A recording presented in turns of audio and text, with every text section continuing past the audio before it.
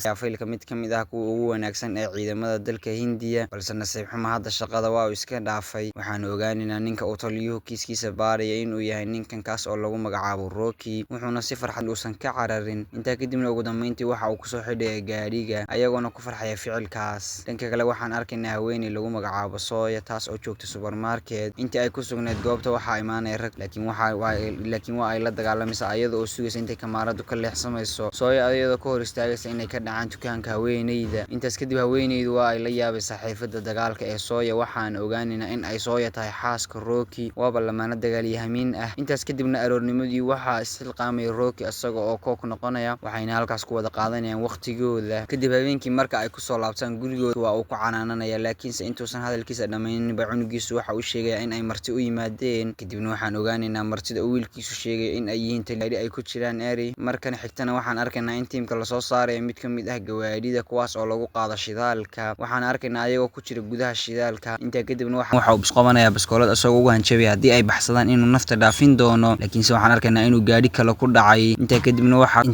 waxaan arkaynaa inuu mar labaad ku dhacay gaadhigoodu, kaas oo sabab dhammaantood ay ballan wada galayso calashaan si uusan midba midka kale u qiyaamin iyo inay iskugu soo noqdaan dhammaantood. Intaa kadib kooxda waxaa ka hadhaysay Sofia taas oo iyadna rabta howlgal gaara inay qabato. Ugu dambeyntii ku guuleysatay inay soo hesho, waxayna kasoo leexanaysaa jidka iyada oo raadinaysa khariiradii. Ugu dambeyntii khariirada ay 2 cisho raadinaysay waa ay helaysaa. Intaas kadibna waxaa qolka ugu soo dhexgelay ninkii khaa'inka ahaa kaas oo raba inuu kufsado, laakiinse waxaan arkaynaa inay Sofia halkaas ugu dhammaynayso. Dhanka kale gabadhii doctorada ahaydna waxa ay dilaysaa ninkii. Intaa kadib Sofia iyo waxa dhexmaray ciidanka iyo Sofia waxa dhexmaray dagaal aad u fara badan. Sooyana waxay soo badbaadinaysaa gabdhaha. Ugu dambeyn waxaan arkay xabadu waxay kaga dhacaysaa wadnaha, waxa uuna soo saaray calankiisa isagoo u dhiibay saaxiibkii. Intaa kadibna waxa uu ka difaacaya ciidamada kale isagoona halkaas dhimanaya. Intaa kadibna waxaan arkaynaa ninka hogaamiyaha ciidamada budhcadda iyo inay isheleen Rocky. Ugu dambeyntiina waxa uu ka guuleysanay Rocky. Ciidamada Ameerikaanintuna waxay sheegayaan in la qarxiyo dhammaan meesha. Ugu dambeyntii